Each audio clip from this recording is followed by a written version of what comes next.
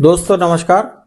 दोपहर metro digital के संघ के लिए आज हम बात करेंगे भारत के 2026-27 के केंद्रीय बजट को। ये बजट जो है इसको लेकर कि लोग के विपक्ष उसकी कड़ी आलोचना कर रहा है, लेकिन पहली बार एक ऐसा बजट आया है जो वाकई में देश को आगे ले जाने वाला है। जो भगवान श्री कृष्ण की कर्म की जो महत्ता है, कर्म को प्रधानता देने की बात है, उसको उसकी महत्ता को प्रतिपादित करने वाला बजट है। इसमें फ्रीबीज यानी कि मुफ्तखोरी की योजनाओं को कोई जगह नहीं दी गई है। इसकी जगह कर्म की प्रधानता को, कर्म की क्रिया और अपने आगे बढ़ी है और सरकार इसके लिए आपकी मदद के लिए खड़ी हुई है। तो सीधे मदद करने की जो डायरेक्ट बेनिफिट स्कीम वाली जो योजनाएं जो चलती थी, उसकी बजाय उन्होंने कर्म को प्रधानता दी है।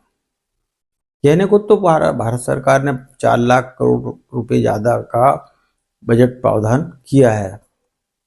हालांकि पिछली बार 50 लाख करोड़ का था, लेकिन उसको संशोधित अनुमान में घट के 49 लाख करोड़ हो गया था।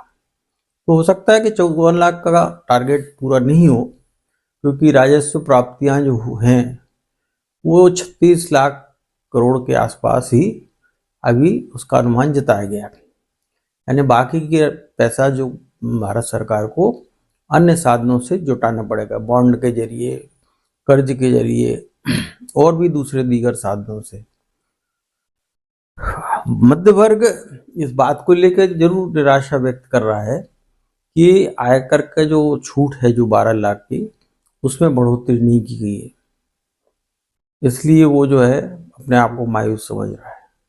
लेकिन जो 1961 का आयकर अधिनियम था, जिसके कारण आयकर अफसरों की लाल फीताशाही के शिकंजे में आयकरदाता फंसते थे, उनके नियमों को बहुत सरल और आसान कर दिया गया।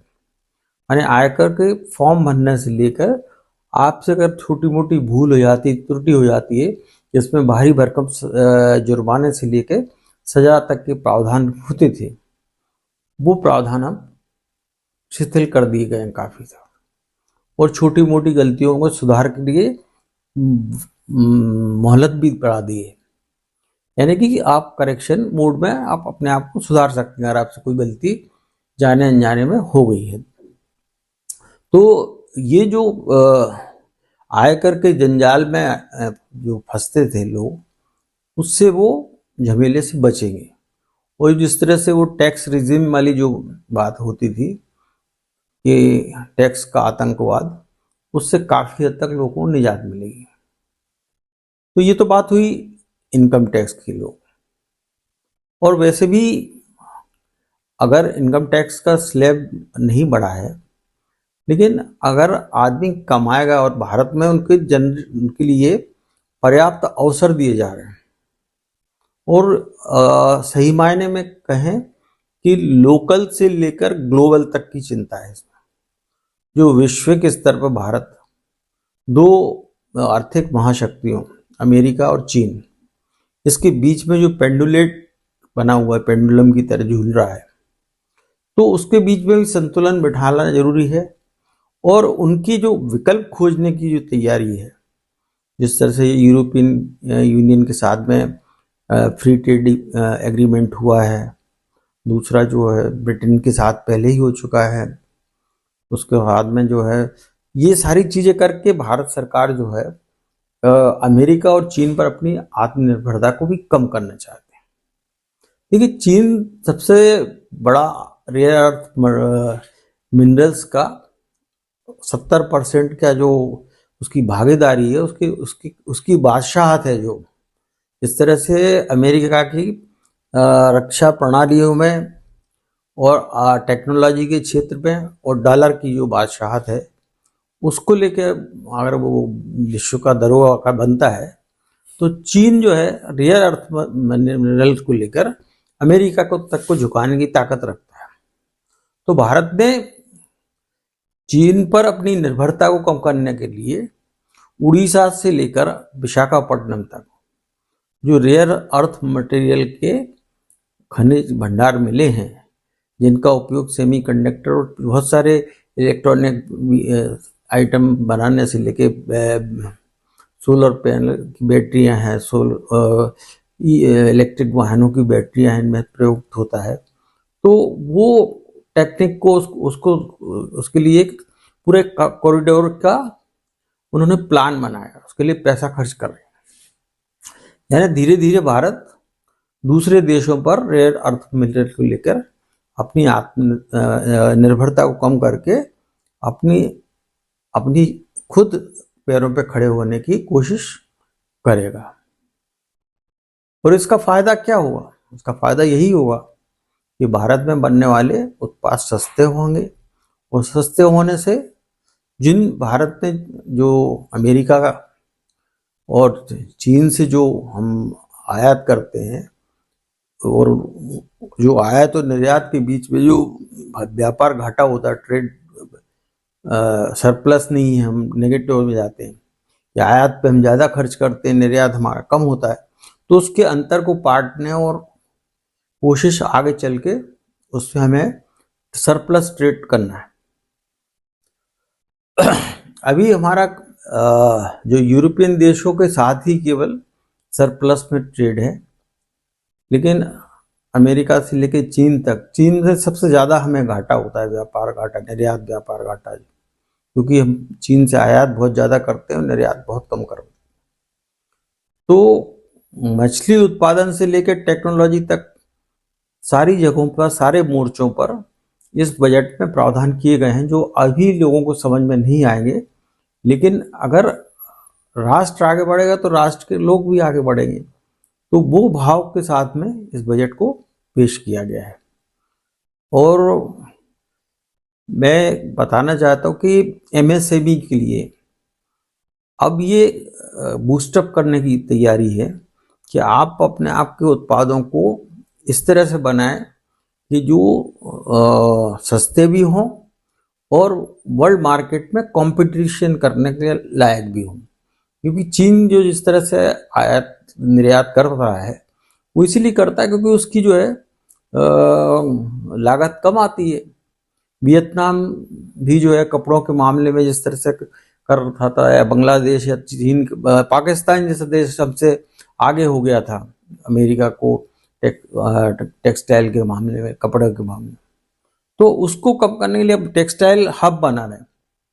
ये एक बहुत बड़ी सोच है कि अभी होता क्या था कि कपास कहीं उत्पादित हो रहा है, उसकी डोरे रेशे कहीं और बन रहे हैं, धागा का कहीं और बन रहा है। अब पूरा एक टेक्सटाइल हब विकसित किए जाएंगे टेक्सटाइल पार्क के जरिए, और इसका प्रयोग सफल भी हो चुका है। लेकिन अब चूंकि यूरोपियन कंट्री से या यूरोपियन यूनियन से हमारा जो समझौता होने जा रहा है, तो ये टेक्सटाइल में जो सबसे ज़्यादा हम अमेरिका को जो भेजते थे, उसकी भरपाई हम यहाँ से कर लेंगे, और ये भरपाई होगी तो हमारा जो जो व्यापार घाटा है आयात निर्यात का, वो कम होगा। फिस्कल डेफिसिट जो कहते हैं ट्रेड में, एफटीए में। तो उसके साथ ही एक चीज और की है, महात्मा गांधी जो मनरेगा स्कीम थी, इसको लेके कांग्रेस बहुत शोर मचा रही थी कि महात्मा गांधी का नाम हटा के जी राम जी क्यों कर दिया, जबकि उसमें नए प्रावधान जोड़े गए हैं। तो उसको लेके वो कर रहे थे कि, और ये नैरेटिव तैयार किया जा रहा था कांग्रेस के द्वारा कि बीजेपी जो है वो महात्मा गांधी के खिलाफ है। लेकिन इसके जोड़ में इस बजट में महात्मा गांधी ग्राम स्वराज अभियान भी शुरू किया गया है। इसके तहत हर जिले में हैंडलूम, खादी, इन सारी हर जिले में अलग अलग उसका कारोबार का वो रास्ता खोला जाएगा, और गांव को आत्मनिर्भर बनाने का जो महात्मा गांधी का सपना था, उसको पूरा करने का मंसूबा भी साधा गया है। और वो छोटे छोटे जिलों में जो होने वाले उत्पाद हैं, वो सरकार खुद खरीदेगी और उसको निर्यात करेगी। तो ये चीज जो है ना कि घर बैठे आदमी को अगर बाजार मिल रहा है, तो इससे अच्छा क्या बात है कि गांव में बैठे व्यक्ति को अगर घर बैठे बाजार मिल रहा है। तो ये बहुत दूरदर्शी सोच के साथ लाया गया बजट है। इसको लेके लोगों को हताश होने की जरूरत नहीं है, बल्कि उसको उस बात पे गर्व महसूस होना चाहिए कि हम जो है सब मिलकर, भारतवासी सब मिलकर इस देश को अगर हम विकसित बनाएंगे तो हम विकास हमारा भी होगा। इस तरह से जो है हर शहरों में 5 लाख से ज़्यादा के शहरों में से एमएसएमई की बात की गई है। बड़े शहरों में कारपोरेट के लिए बात की गई है। कारपोरेट बॉन्ड भी है, अमृत बॉन्ड है छोटे शहरों के लिए। बहुत सारी योजनाएं, कॉरिडोर्स बना रहे हैं। आपका जो है केरल से जो है आपका तमिलनाडु, आंध्रा, पुणे, हैदराबाद, बेंगलोर सड़क कॉरिडोर, आपका पूर्व में बुद्ध कॉरिडोर, जो नॉर्थ ईस्ट के जो 7 सिस्टर्स कहलाते हैं, 7 प्रांत हैं, उनको जोड़ने के लिए और वहाँ पे उनके रोजगार को बढ़ाने के लिए बहुत सी व्यवस्था की गई है। मैन्युफैक्चरिंग सेक्टर को मजबूत करेंगे तो जाहिर तौर पर रोजगार के अवसर तो मिलेंगे, लेकिन इसके लिए लोगों को खुद कर्म करना पड़ेगा। सरकार उनके पीछे मदद करने के लिए खड़ी है, माने एज ए प्रमोटर काम करेगी गवर्नमेंट। आपको मुफ्तखोर भी ऐसे नहीं कि आप घर बैठे या आम के पेड़ के नीचे लेटे हुए और आम टपकता जाए आपके पास, उस मानसिकता से आपको मुक्त करना होना पड़ेगा। ये बजट का मूल मर्म यही कहता है। तो ये राम और कृष्ण के देश में अगर कृष्ण की कर्मिक प्रधानता को महत्व मिल रहा है तो इसका हमें स्वागत करना चाहिए। और वैसे भी देखते हैं हर राज्य जो आज कह रहे हैं कि हमें जी राम जी में 40% मिलाना पड़ेगा, 60% ही देगी, पहले 90% देती थी सरकार, केंद्र सरकार। लेकिन उस योजना का होता क्या था? इतनी डिफेक्टिव थी कि उसमें जबरदस्त भ्रष्टाचार था, न उतना 100 दिन का रोजगार मिलता था। आप गांव-गांव में चले जाइए, जब खेती की रबी और खरीफ की फसलें का मौका आता है तो रोजगार के मजदूर नहीं मिलते हैं, तो वो 60 दिन वो योजना बंद रहेगी। यानी कि उनको जो मजदूरी करने वाले हैं इनको 100 दिन का रोजगार सुरक्षित था और वो 125 दिन का रहेगा, और 60 दिन आप किसानों की खेती में काम करें तो आपके दिन बढ़ जाएंगे ना। तो इन चीज़ों को बहुत बारीकी से समझने की ज़रूरत है। और इस समय जबकि भारत जो है अमेरिका और चीन जैसे देशों के साथ ही अपने पड़ोस के दुश्मनों का मुकाबला कर रही है, उनकी चुनौतियों का सामना कर रही है, तो हम सब भारतवासियों को सरकार के साथ खड़े होकर उसके साथ कदम कदाल करते हुए उसी तरह काम करना पड़ेगा, उसी शिद्दत के साथ जिस तरह से चाइना के लोगों ने अपने देश के साथ खड़े होकर चाइना को विश्व की दूसरी महाशक्ति बना दिया। और आज वो अमेरिका से, क्योंकि अमेरिका का उतार की ओर है और चाइना चढ़ाव की ओर है, तो चाइना और अमेरिका के बीच की इकोनॉमी जो है वो अब उसके बीच का गैप घटता जा रहा है। तो भारत को अपने आप को आगे बढ़ाने का वक्त है। और मित्रों, इस चीज़ के बहुत आंकड़ों की बाजीगरी में मैं नहीं पढ़ना चाहता, क्योंकि अक्सर आंकड़े जो बोलते हैं वो सच नहीं बयां करते। हाँ, राज्यों को भी अब केंद्र की मानसिकता के हिसाब से काम करना पड़ेगा।